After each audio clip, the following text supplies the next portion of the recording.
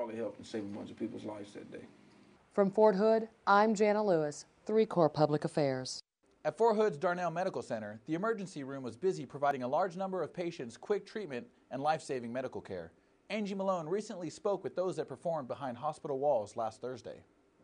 The shooting event that took place on November 5th on the grounds of Fort Hood, Texas, have clearly affected our nation. But for the emergency room staff at Darnell Army Community Hospital, that day will not be forgotten. Well, I got the call from one of the nurses that I work with in the ER, and she told me what had happened, said that there were 30-some-odd people that had got shot, and that we needed to come up to the emergency room. So I was on shift in the emergency room. I'm one of the physicians at Darnell. And so we were just finishing up a regular day shift at that point. I was actually getting ready to go into a meeting when we got the initial word, and so obviously that meeting didn't happen, and I ran back to the emergency department. Generally, one would think an emergency room experiencing mass casualties would be chaotic. However, instincts quickly kicked in. First and foremost, we're thinking of our patients, of doing our job, and I'm sure everyone had it in the back of their minds, our personal safety, but you just kind of keep an eye out and do what you need to do. Well, the significant part of the mass casualty event, really only lasted about an hour and a half. We were able to see, treat, disposition all of those patients in a very short amount of time. Staying focused was clearly a priority, but feelings and emotions soon surfaced as the ER staffers made it home after the post-wide lockdown was lifted. When you're at work, and you kind of have to be the calm in the storm, and I think all of us were kind of along those same lines, and just kind of trying to make a chaotic situation as controlled as possible. Well, I think the thing that struck most of us was simply the number of casualties. Usually, when we've had these kind of events downrange, it's usually a blast-type injury, and you have lots of casualties from that blast. I don't think any of us have seen this number of gunshot wounds at one time. The Fort Hood community, our soldiers, their families, the Army wives, I think that they deal with so much already, all the time, that they, if anyone, is the most prepared to handle something like this. Despite 13 total lives being lost and numerous injuries, life will go on at Fort Hood, and it will remain to be known as the Great Place. Reporting from Fort Hood, Angie Malone, 3 Corps Public Affairs.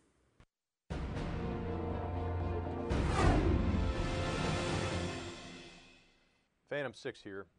I am deeply saddened, as we all are, by the tragedy that occurred last Thursday on our great installation. No words can adequately express our heartfelt sorrow. We continue to try to make sense of this reprehensible event that took the lives of 12 soldiers and 1 civilian employee. Our hearts and prayers go out to all who experienced the trauma of that day and to their families whose lives will never be the same again. Our Army family feels those losses as though they were blood relatives. Our condolences go out to those units touched by this atrocity. Despite our sadness, it's important to recognize that amidst chaos and bloodshed, heroes emerged from this crisis. I witnessed for myself the incredible performance of our first responders and soldiers at the crime scene. There was the heroism of Officers Kimberly Munley and Mark Todd, who both stopped the gunman even after Officer Munley was wounded. Our soldiers, many also wounded, helped to perform first aid on their battle buddies. Many lives were saved just by soldiers being soldiers.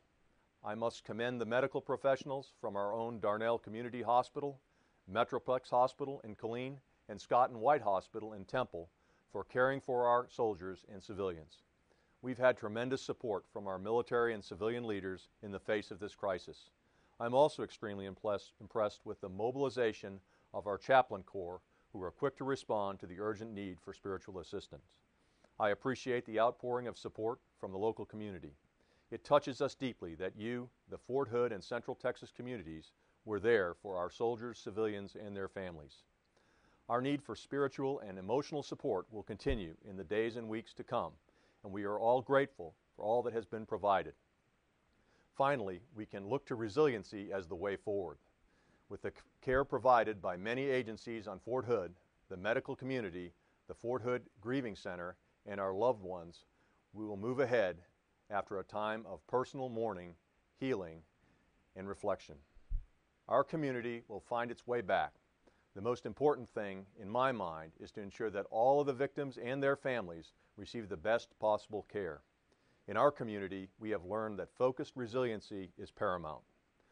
Our warriors are resilient and will have all the care they deserve in the days to come. Phantom Warriors.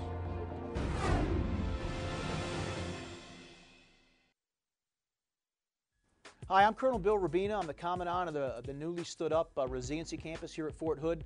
And I'm speaking right now to the soldiers and families of the Fort Hood and Central Texas region. And I invite you to come out and see what we have to offer.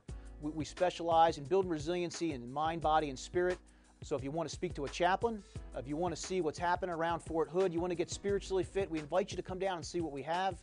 We ask you to come on out there and take a look at it and see what you can actually use there, because it's not just for soldiers anymore, it's also for the rest of the family.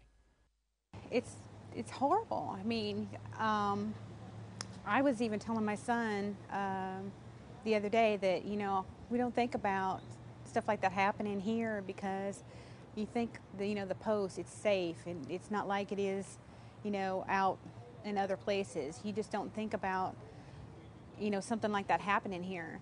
It's horrible. My thoughts are for the families of the soldiers that have been shot down, and plus for the families of the wounded.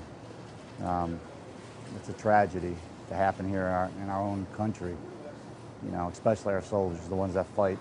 They have enough to deal with when they go overseas.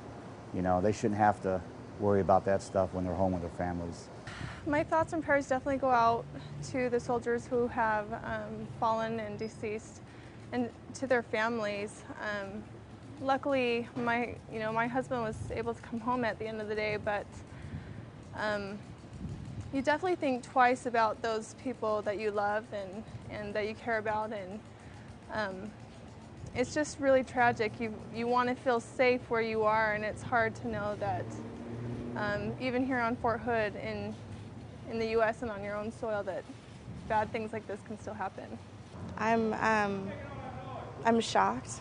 I'm scared.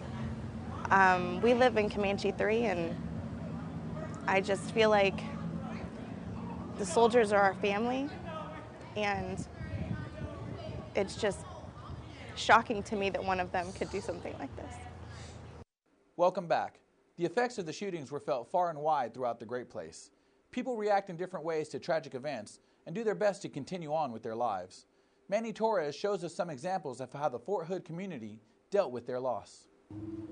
The days that followed the deadly shooting incident on Fort Hood motivated members of our community to form memorials and vigils in every corner of our great installation.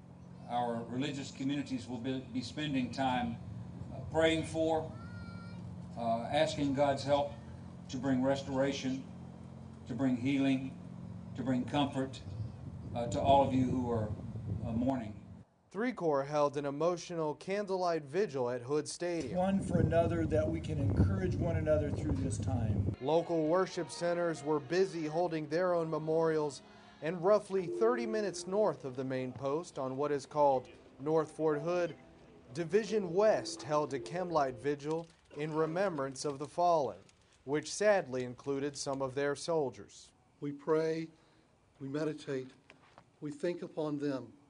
We have a strength among us. We do bond together, and it is something I'm proud to be part of, and I know when tragedy hits, we do pull together as brothers and sisters in the armed forces and even outside of the Army as well. We have a way of bonding and pulling together.